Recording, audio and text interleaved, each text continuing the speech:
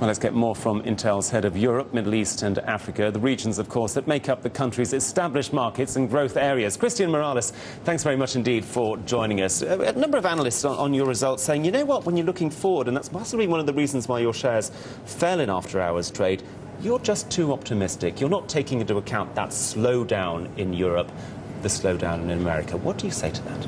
I will say, first of all, we reached $11 billion as a first quarter last year in the third quarter. We grew in the fourth quarter. We reached 12 billion in the first quarter. We reached 13 billion this second quarter, and the outlook is 14 billion for the third quarter. What we see is a strong enterprise, very strong emerging markets, and in Western Europe, we see some Western Europe countries growing and some having some slowdown in the consumer segment. But overall, the demand keeps on being strong on computers, keeps on being very strong on next-generation data centers, on the cloud computing build-up that is taking place as we speak. The internet economy keeps on growing. A lot of new devices are being sold around the world that require a lot of infrastructure to support this internet economy. And again, the most preferred device to access the internet keeps on being the notebook. Well, it's interesting that you say that, because a lot of the future, people are saying, isn't necessarily in the notebook, it's in smartphones, it's in tablet computing. Do you regret at all that perhaps you're not actually in there, your devices are not in an iPhone, for example? You missed the boat on that one. Well, first of all, it's great to have a leading position in notebooks, in desktops, in servers. Said this, we are working very, very hard in getting the best possible architectures out into the marketplace, and the 3D transistor innovation we have just announced a couple of months ago, this will give us a tremendous competitive advantage also to address the smartphones and to address the tablet markets. On tablets, I have to say that we have some very good, very competitive designs in the marketplace, but just starting.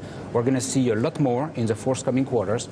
Another smartphone, in the next 9-12 months, we should see some nice experiences brought to the user. So this is a long marathon, and we want to be there with breakthrough technologies. And of course, smartphones need servers, and with the advent now of cloud computing, how is that changing the way you do business? Well, first of all, consumers want to have a great, consistent experience when they move from devices to devices, from smartphones to tablets to notebooks to the forthcoming ultrabooks that we have just announced, which are devices that combine the best of the experience in mobility you get with tablet, but also great features like smart performance, great energy efficiency, great connectivity, always on, always connected, and great security. And we think that with all the current devices, the innovation taking place today, and the forthcoming devices, both in terms of addressing the consumers, a small business, enterprise, and the server infrastructure, we are in a pretty strong position to keep on growing in those different segments. Now, data center sales, I understand, are due to double within the next 5 years. Why is that? Well, the internet economy keeps on growing exponentially. If we look at last year alone, the internet economy, the amount of traffic in the internet was almost as big as all the previous years combined.